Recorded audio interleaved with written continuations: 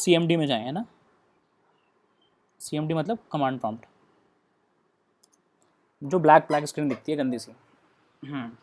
इस CMD prompt में check करके देखें कि पाइथन लिखने से कुछ हो रहा है क्या। जैसे पाइथन लिखोगे आप तो जो आपकी वो ब्लैक विंडो थी वो यहाँ आनी स्टार्ट हो जाएगी, और यहाँ बता भी दिया कि Python 3.6.5 is available. Cool, Python 3.6.5 is available. अगर मैं बात करूँ कि कहाँ पे आपकी लाइब्रेरी जाके स्टोर होती है ना, कहाँ पे लाइब्रेरीज पहले से पड़ी हुई हैं, सारी लाइब्रेरी जितनी भी हैं, तो हमने बात की थी system program files, if you remember, यहाँ पे जाके हमने पाइथन 36 जब हम इंस्टॉल किया था, याद होगा आपको, तब यहाँ पे डेटा का पाथ चूज़ किया था, ठीक है, ये वाला सी प्रोग्राम फाइल्स पाइथन 36, इसके अंदर ये सारा कुछ अवेलेबल है, ये लिब सारी लाइब्रेरीज़ हैं, ठीक है ना, इतनी सारी लाइब्रेरीज़ हैं, जो भी आप यूज़ कर रहे हो वो सब कुछ यही है ना, XDIR, SMTP, LIB, SMTP यहाँ पे कहीं भी पड़ी होगी, स्टैटिस्टिक्स, और ये सब आपस में इंटर रिलेटेड भी हैं बहुत सारी। किसी एक को डिलीट किया या कुछ डिलीट हुआ, वेव फाइल बनाने के लिए, may be sound files generate करने के लिए, ठीक है, import LIB, HTTP LIB, email के लिए SMTP LIB यहाँ पे कहीं पे होगा, ठीक है। तो जो आपका डेटा स्टोर होने वाला है मैं बता देता हूँ कहाँ पे होगा, है ना। आप जब भी नया कुछ डेटा या नया कुछ लाइब्रेरी इंस्टॉल करने वाले तो वो कहाँ पे होगी जाके, है ना। ये अच्छा, एक नीचे छोटी लिब्स भी है, इस लिब्स में कुछ डेटा स्टोर नहीं होता, ये केवल टेम्प्रेरी फाइल्स के लिए होता है। जो भी आपको स्टोर करना है मिलेगा आपको, वो कैपिटल LIB के अंदर मिलेगा, ठीक है, यहाँ पे। फिर ये जो साइड पैकेजेस है, ये साइड पैकेजेस ऐसा फोल्डर है जिसके अंदर नई लाइब्रेरीज जो पाइथन सॉफ्टवेयर इंस्टॉल करने के टाइम पे नहीं हुई थी इंस्टॉल, जो बाद में आप कर रहे हो, वो सारी यहाँ जाके इंस्टॉल होती हैं, है ना। तो आप दो काम कर सकते हो, या तो नेट से डाउनलोड कर लें और नेट से डाउनलोड करने के बाद यहाँ पे पेस्ट कर दें उस फोल्डर को, या फिर मैं इसको एग्जिट करता हूँ,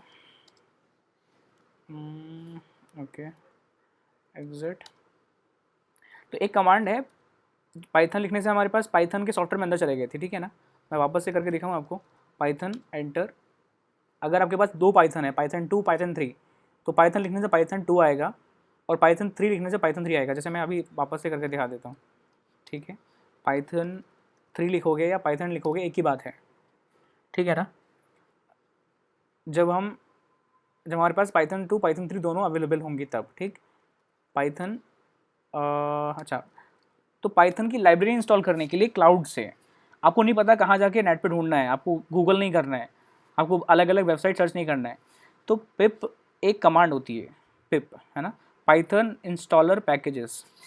पिप कमांड ऑटोमेटिकली सर्च कर लेती है इंटरनेट पे कि कहाँ पे पाइथन की वो वाली लाइब्रेरी जो आप सर्च कर रहे हो, जो आपको चाहिए, वो अवेलेबल है। तो pip command is for Python 2 and pip 3 is for Python 3। Pip चला के देखो आप, तो पिप चलाओगे तो आपको ऐसा कुछ मिलेगा। अगर ये नहीं मिल रहा है, कुछ लोगों को नहीं भी मिल सकता है ना, अगर ये नहीं मिल रहा है, जैसे हम CD की बात करते हैं, CD, है ना, CD is for current directory.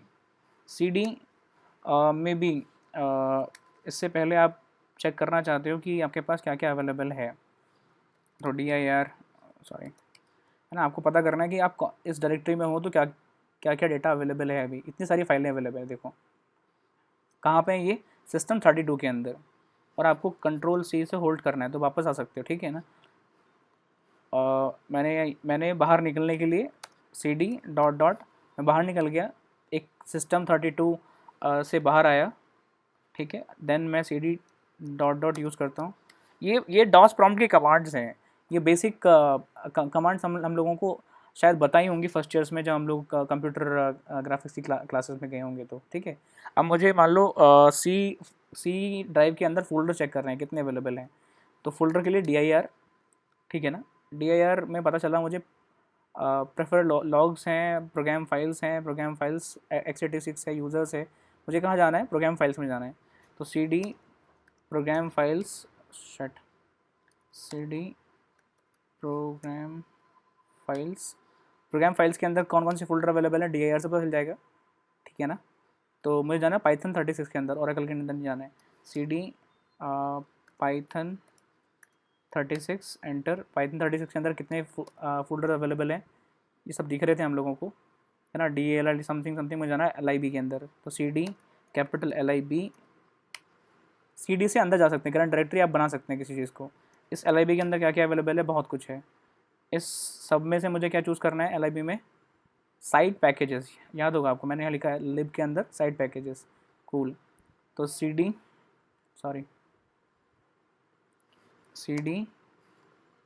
Site packages enter.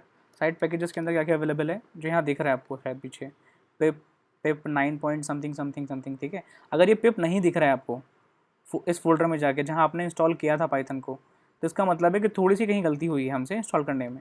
तो आप क्या कर सकते हो, वापस से पाइथन सॉफ्टवेयर को इंस्टॉल कर सकते हो, री इंस्टॉल कर सकते हो, ठीक है। आप जब री इंस्टॉल करोगे, मैंने हटा दिया था शायद सॉफ्टवेयर, आप जब री इंस्टॉल करोगे तो स्टार्टिंग में आपको पूछेगा कि क्या पिप इंस्टॉल करना है कि नहीं करना है, ठीक है। But before going into this, दोबारा से इंस्टॉलेशन के चक्कर में सब लोग एक बार चेक करके मुझे बताओ कि क्या पिप कमांड काम कर रही है या पिप 3 कमांड काम कर रही है कि नहीं कर रही है। अगर ये कुछ आ रहा है इसका मतलब पिप कमांड काम कर रही है, नहीं कर रही होगी तो हम कुछ और करेंगे। बताओ मुझे चेक करके। अभिषेक, किशन, श्वेता, सिमरन।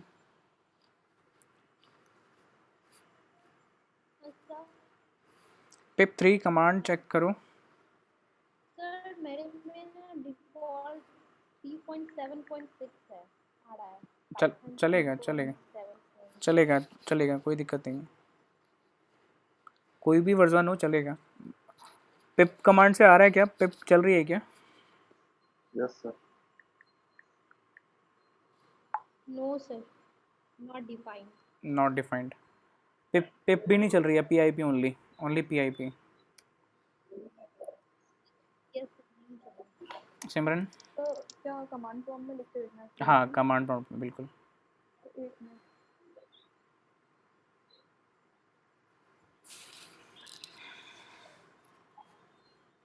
श्वेता वापस से आप सॉफ्टवेयर इंस्टॉल करना। हाँ PIP नहीं काम कर रहा है। PIP काम नहीं कर रहा है, कौन बोल रहा है? किशन, अभिषेक, किशन ओके। तो PIP काम नहीं कर रहा है, 12 o'clock. पाइथन तो कर रहा होगा।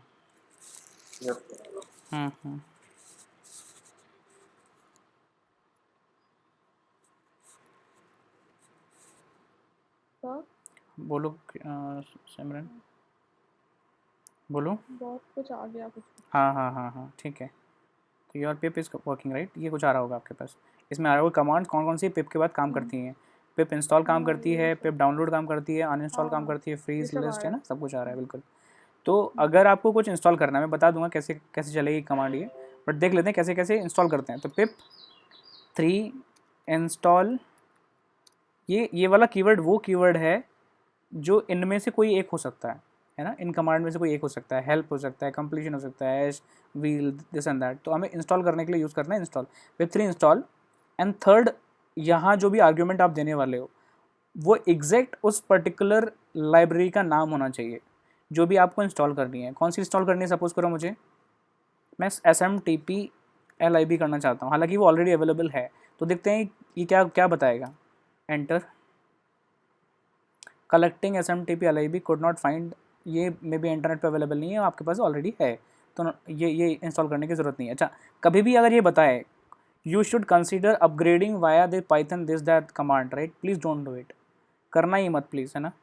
इसको यूज़ मत करना, इसको वापस मत चलाना कमांड को। पिप 3 यानी तो आपका जो करंट वर्जन है वो बेकार हो जाएगा और ये अपग्रेड कर देगा खुद से। पिप 3 इंस्टॉल, क्या करना है अपने को,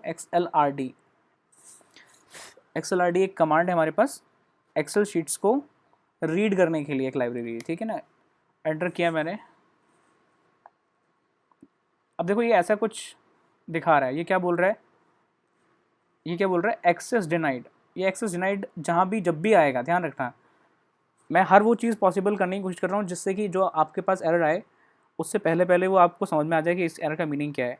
ये गंदा सा कुछ दिखे इस ब्लैक स्क्रीन पे तो आप डर जाते हो, नहीं तो डरने की ज़रूरत नहीं है। यहाँ पे आप देखो कि ये क्या लिखा हुआ है, परमिशन एरर आ रही है, व्हेन एरर, विंडोज़ की एरर है, एक्सेस डिनाइड, और ये कुछ इस जगह पे इंस्टॉल या कॉपी पेस्ट नहीं करने दे रहा है। क्यों नहीं करने दे रहा है? क्योंकि हमने जो ये विंडो खोली थी, ये जो विंडो ओपन हुई है CMD प्रॉम्प्ट, इसकी परमिशन नहीं है हमारे पास। तो बंद करें, क्या करो, मैं दोबारा से दिखा रहा हूँ। CMD जब भी ओपन करो, आप हमेशा ध्यान रखना, CMD जब भी ओपन करोगे, अरे हो जाए यार,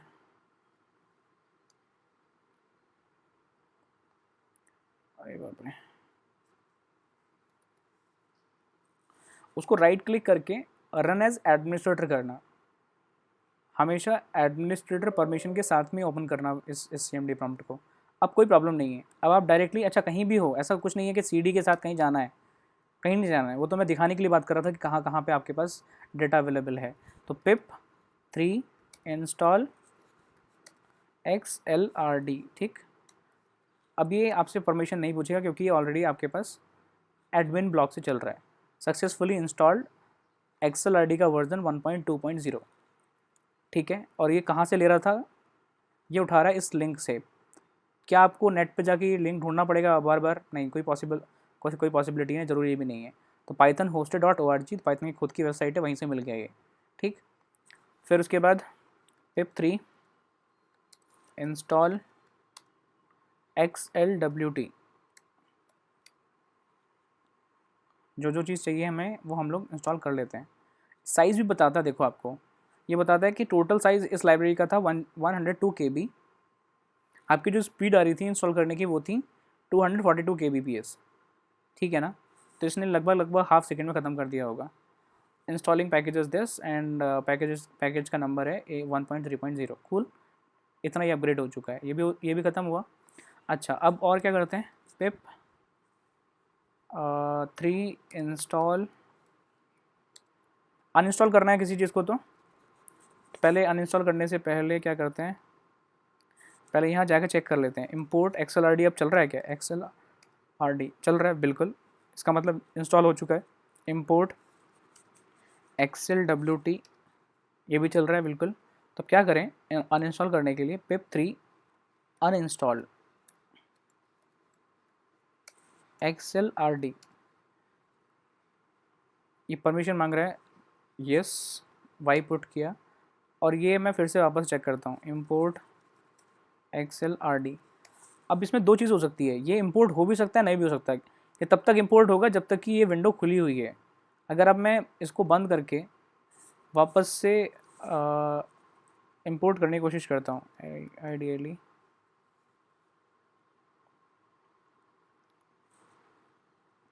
क्योंकि XLRD तो हमारा अनइंस्टॉल हो गया, तो ये नहीं होना चाहिए था XLRD, कंफ्यूज नहीं होना है ना। नो मॉड्यूल XLRD फाउंड, उस विंडो पे काम करोगे तो हो सकता है कि वो कभी कभी दिखाए। कूल।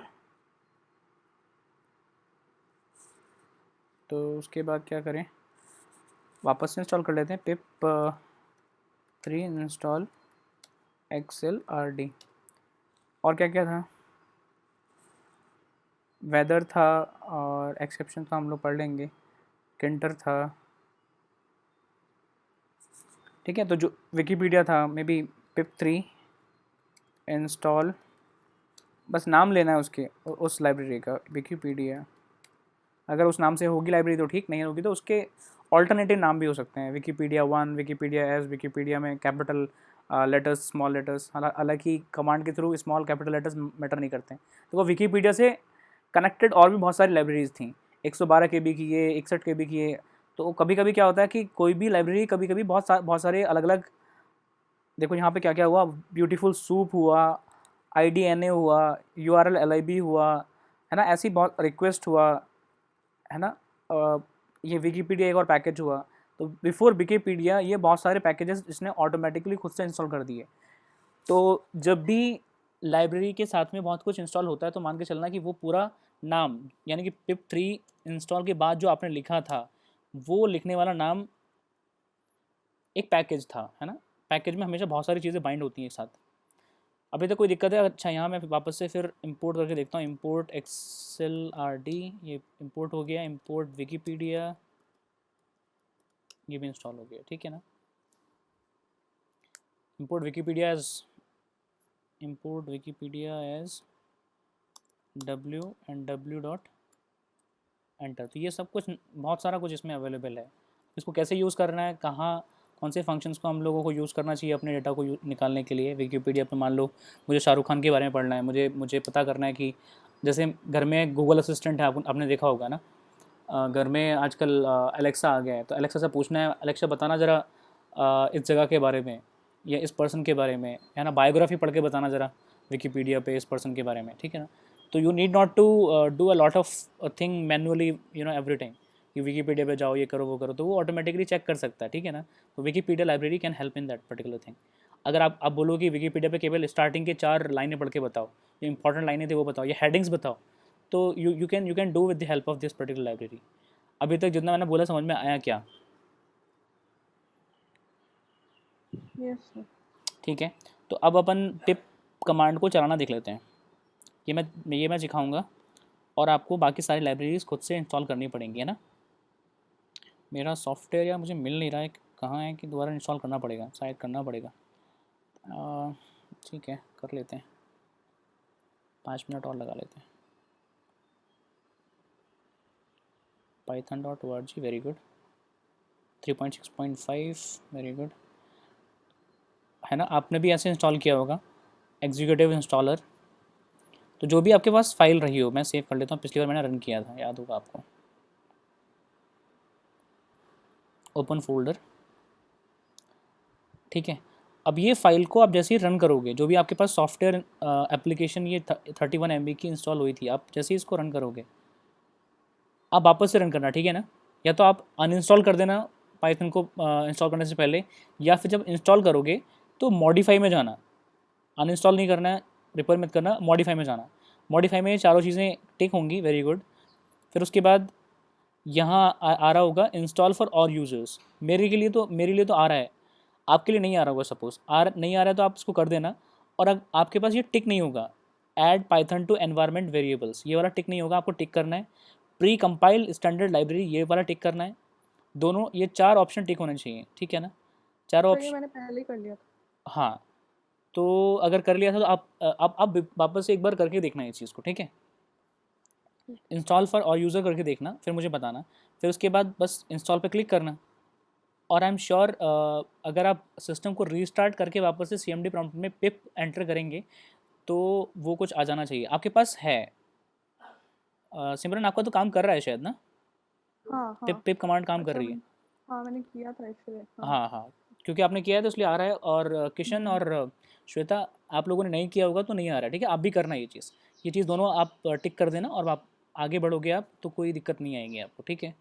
हम कल जितनी भी लाइब्रेरीज़ हैं उनको इन डेप्थ, जितनी जितनी चीज़ें उनकी यूज़ करनी है उनको हम लोग स्टडी करेंगे। सबसे पहले मैं ख़त्म करूँगा ये डेट टाइम की इंटरनल चीज़ों को, है ना। किंटर एक कंप्लीट 1 दिन 2 दिन ले सकता है। किंटर के अंदर GUI प्लेटफॉर्म पे काम करना है, 1 दिन एक्सेल RD एक्सेल WT लेगा।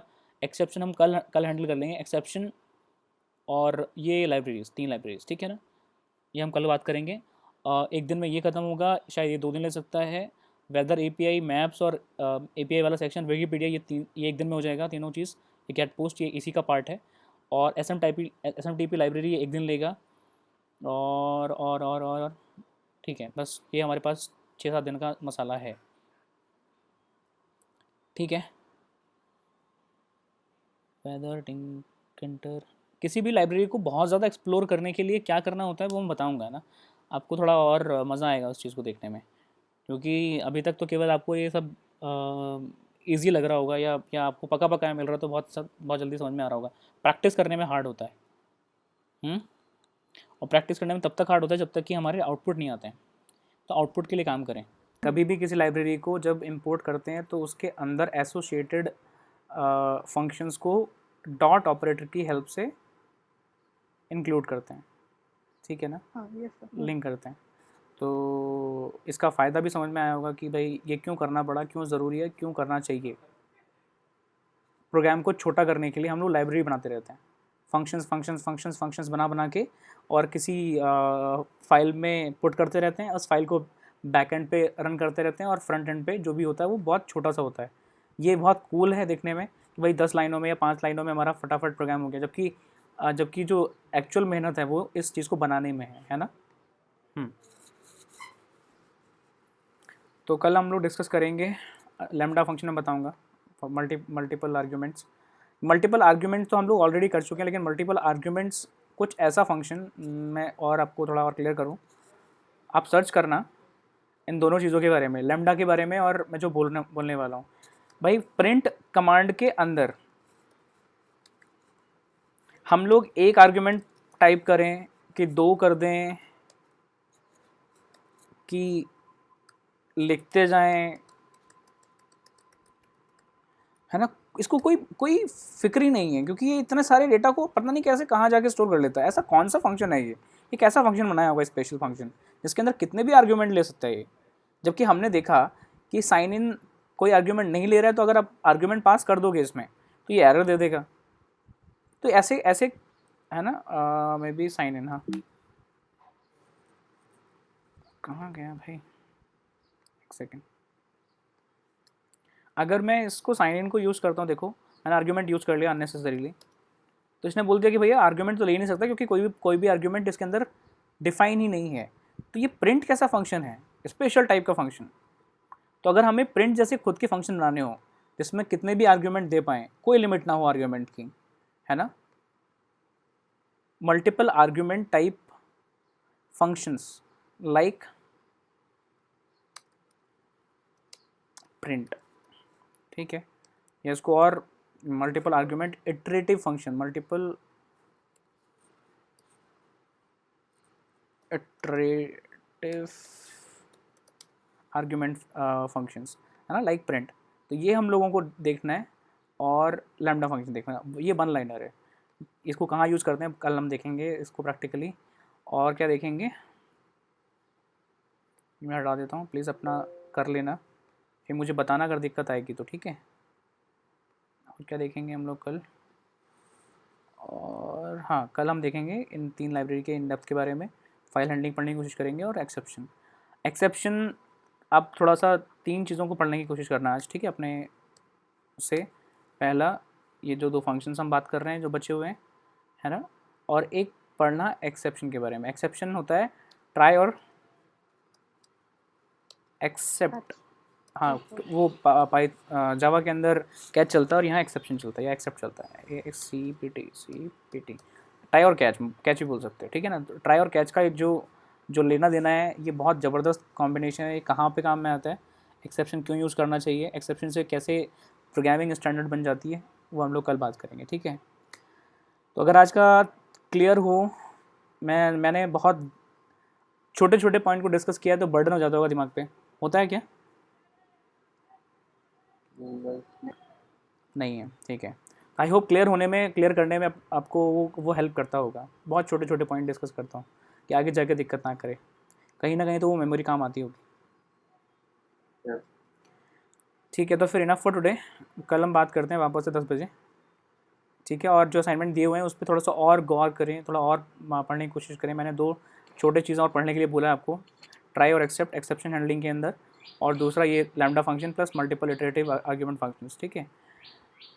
इन्हीं चीज़ों से स्टार्ट करेंगे कल, और फिर लाइब्रेरी पर ध्यान देंगे, ठीक है। अभी तक लाइब्रेरी केवल इंपोर्ट करना सीखा, लाइब्रेरी को अलग अलग तरीके से इंपोर्ट करना सीखा, लाइब्रेरी को मे बी डाउनलोड करना सीखा, इंस्टॉल करना सीखा, बट अब यूज़ करना सीखेंगे कि भाई उनके अंदर के फंक्शन कैसे यूज़ करना है, और कौन कौन से इंपॉर्टेंट फंक्शंस हर लाइब्रेरी में अवेलेबल हैं, ठीक है। और I will give you a list of libraries which are available for different domains, ठीक है। So lambda function is an anonymous function which holds first the number of arguments you want to pass, and this is your expression where these kind of arguments can be used to perform this expression, right? So whatever result will come out of this particular expression will be coming back to this particular variable, and this variable or this function may send this data or return this data to a particular variable in which you want to store this data, right? And further, if you want to use that particular variable in any other expression, you can use it, like we did use this, right? And then same definition whatever we did here can be defined in this way as well. So आपको अगर बहुत सारे ये definition वाली या define करने वाली जो फंक्शन है, तो वो तभी यूज़ करनी चाहिए मेरी रिकमेंडेशन में, जब आपको पता है कि बहुत सारी लाइनें आपको लिखनी है, जब मल्टी लाइन आपके पास कोई फंक्शन डेफिनेशन है, तो आपको यूज़ करना चाहिए डिफाइन करने वाला मेथड, राइट। अदरवाइज अगर सिंगल मेथड है, सिंगल लाइन है, तो आप यूज़ करो लैम्डा, क्योंकि ये एनोनिमस फंक्शन है। कोई दिक्कत है किसी को? हाँ या ना? should I repeat it once again? Should I go ahead now? Yes, sir. Okay तो अब इसके बाद है एक और लास्ट और सबसे पावरफुल फंक्शन, है ना, लास्ट एंड सबसे पावरफुल। हम बात कर रहे थे मल्टीपल इटरेटिव आर्ग्यूमेंट फंक्शन। अब इतने सारे आर्ग्यूमेंट आप पास करना चाहते हो, आप पास करना भी चाहते हो, नहीं भी करना चाहते हो, वो आपके हाथ में है। जैसे प्रिंट के अंदर आप कुछ भी अगर पास नहीं करते हो, है ना, प्रिंट कुछ भी पास नहीं करते हो तब भी चलता है। प्रिंट अगर कुछ पास कर देते हो और किसी भी टाइप का पास कर देते हो तब भी चल जाता है। तो ये कैसा नया फंक्शन है? तो अगर हम प्रिंट खुद का बनाते तो कैसा यूज़ करते देखना है ना। डेफ, ये भी डिफाइन से स्टार्ट होता है।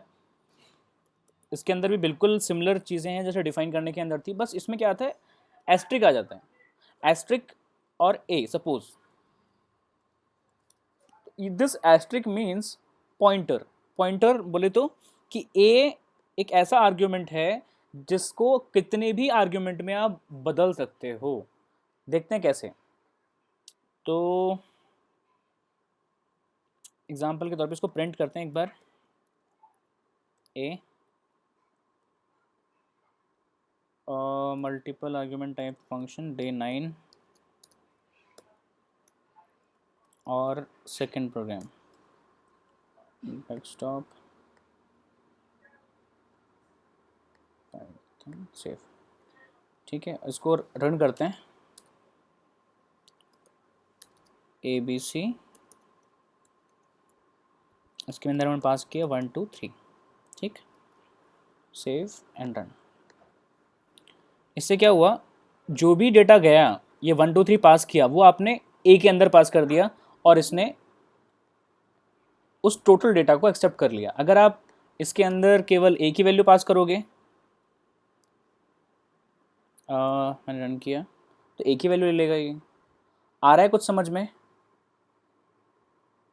तो इसकी पहली वैल्यू जो भी आपने पास की थी, क्योंकि फंक्शन के कॉल करने के टाइम पे जितने भी आर्ग्यूमेंट आप पास करते हो, मैंने और एक आर्ग्यूमेंट चेंज कर दिया, टाइप चेंज कर दिया इसका, चौथा एक और चेंज कर दिया, मैंने यहाँ लिखा 2,4, राइट।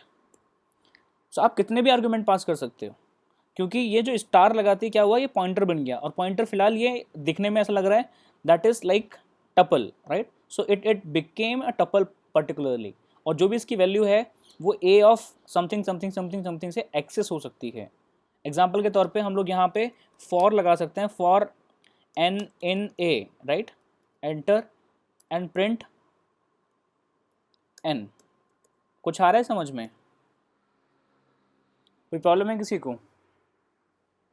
अगर मैं कुछ पास नहीं करता हूँ, सपोज यहाँ कुछ पास नहीं करते हैं, ये बहुत ज़बरदस्त फंक्शन, ध्यान रखना है। जो भी हमने पढ़ा आज तक वो तो ठीक था। अगर मैं कुछ पास नहीं भी कर रहा तब भी चल रहा है, अगर मैं पास करूँगा तब भी चल रहा है, कितने भी फंक्शन पास कर देता हूँ तब भी चल रहा है। So how wonderful it is. आ रहा है समझ में? अरे आ रहा है क्या? No, sir. No? Yes Kishan? Yes, sir. अच्छा, तो ये केवल स्टार लगाने से इतना बड़ा बेनिफिट मिला मुझे। मैं एक और काम कर सकता हूँ, मैंने यहाँ लिखा x कॉमा एस्ट्रिक ए। इसका क्या फ़ायदा है? ये डेफिनेट हो गया कि x तो आपको पास करना ही पड़ेगा। Minimum number of argument you have to pass in ABC is 1। At least 1 argument तो पास करना ही करना है। दूसरे आर्ग्यूमेंट आपने पास किए तो अच्छी बात, नहीं किए तो कोई दिक्कत नहीं। तो print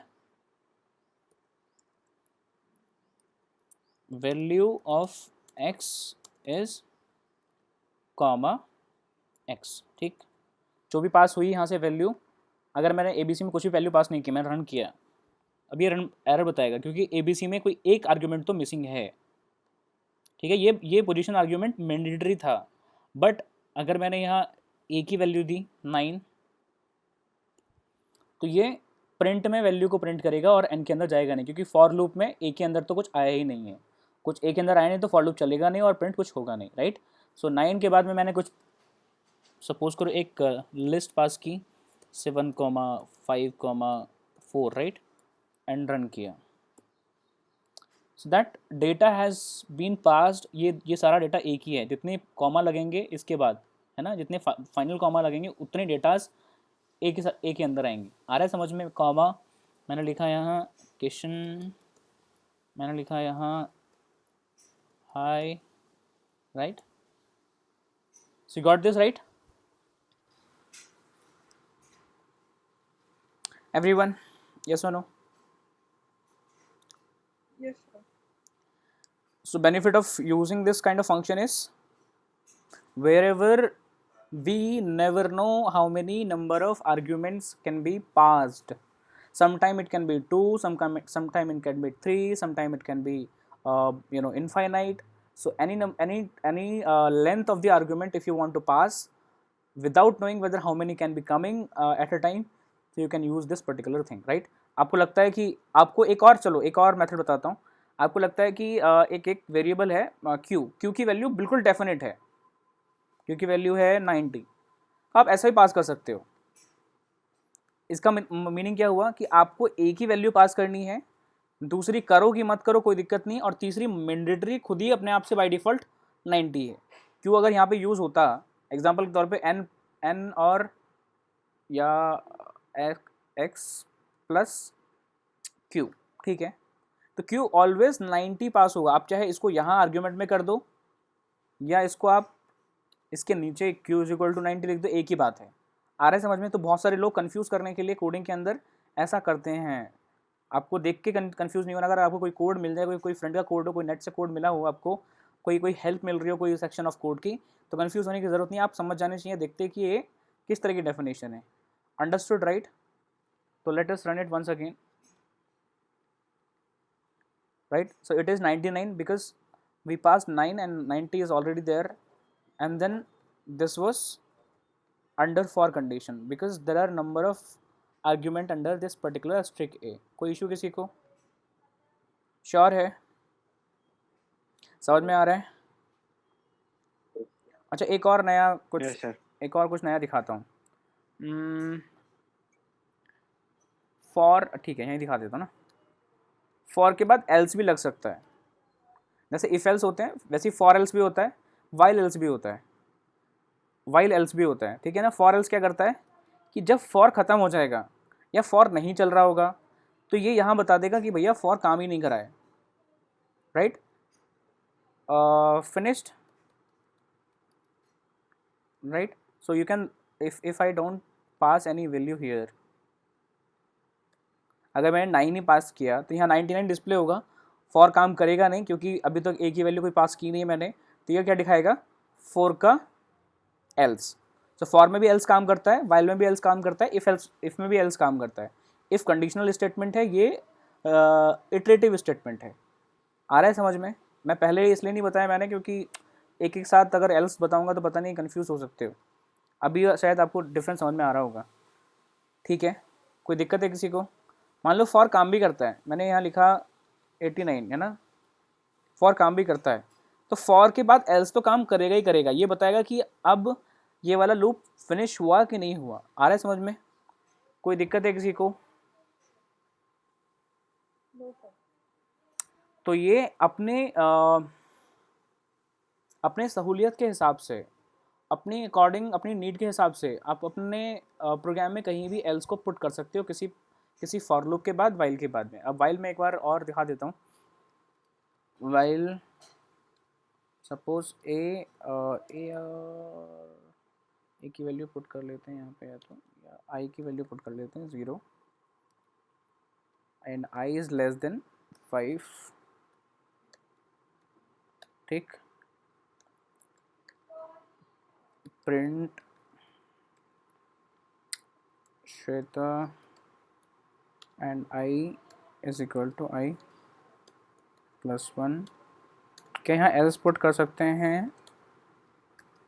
print while is finished.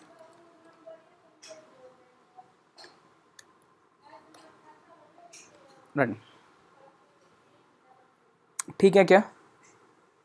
If के बाद में भी एल्स, वाइल के बाद में भी एल्स। अच्छा, इफ़ बहुत सारे और पुट करने कंडीशन, आपको लगता है कि you got 10 conditions, right? A is equal to 1 पे कुछ और, ए इज इक्वल टू 5 पे कुछ और, ए इज इक्वल टू 20 पे कुछ और, ए इज इक्वल टू 70 पे कुछ और, एंड ऐसे आपके पास 10 कंडीशन हैं। So for multiple conditions, multiple if conditions, you have if, elif, elif, elif, elif, and apart from those 10 conditions, whatever else will be coming must be used through else statement only, right? So according to your need, हमेशा। अच्छा, एक और मैं आपको आज नई बात बताता हूँ। मुझे पता क्या चलता है कि कब इफ एल्स यूज़ करना है, डेफ यूज़ करना है, वाइल यूज़ करना है। चलो आप ये बोल सकते हो फिलहाल तो ठीक है, एक्सपीरियंस के बेसिस पे कहीं कहीं मैंने यूज़ किया होगा, मुझे समझ में आ जाता है कि ये स्टेटमेंट यूज़ करना चाहिए। अगर आप बिगनर हो तो कैसे यूज़ करना चाहिए? अगर मैं आपसे पूछूं कि आपको एक नई जगह जाना है, नई पिकनिक प्लेस पे जाना है, इमेजिन करो आपको जाना है गोवा, राइट? कोई गया है गोवा पहले?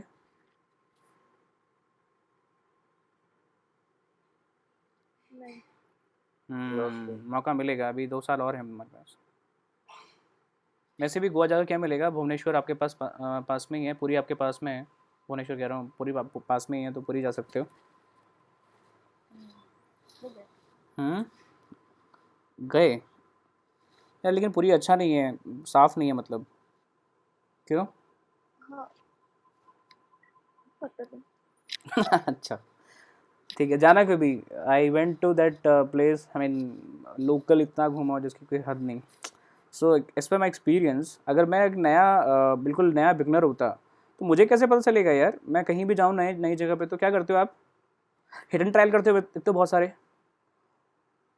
अगर मैं 2 लोगों की माइंडसेट की बात करूँ तो एक ऐसा होगा कि जो हिडन ट्रायल करेगा, चलो यहाँ चल लेते हैं, चलो ऑटो चल लेते हैं, चलो टैक्सी से चल लेते हैं, चलो ऐसा कर लेते हैं, चलो वैसा कर लेते हैं, होटल में रुक जाते हैं, जो भी है ना?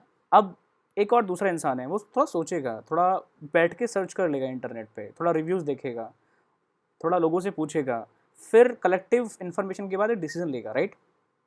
अब आपके पास सारा ये मसाला तो भर गया है, फंक्शंस भी हो गए, इफ एल्स भी हो गए, ऑपरेटर्स भी हो गए, डेटा टाइप्स भी हो गए, सब कुछ पता चल गया। अब यूज़ क्या करें? सिमिलर इन्फॉर्मेशन पता नहीं कितनी है, सेम काम पता नहीं कितनी जगह फॉर से भी हो सकता है, वाइल से भी हो सकता है, इफ एल से भी हो सकता है, राइट? तो क्या क्या एग्जैक्टली यूज़ करना चाहिए, ये एक चैलेंज है, ये एक चैलेंज है। तो क्या करें? क्या करें? तो सबसे पहले क्या करें, दिमाग में ये ढूंढें कि एक फ्लो चार्ट बना लें, है ना? जैसे आपको फर्स्ट ईयर में बताया गया होगा कि यार आपको एक 3 नंबर में से ये पता करना है कौन सा सबसे हाईएस्ट नंबर है। तो आप एक दिमाग में एक छोटा सा फ्लो चार्ट बनाएं कि मैं अगर प्रोग्राम की जगह होता, if I could be the interpreter,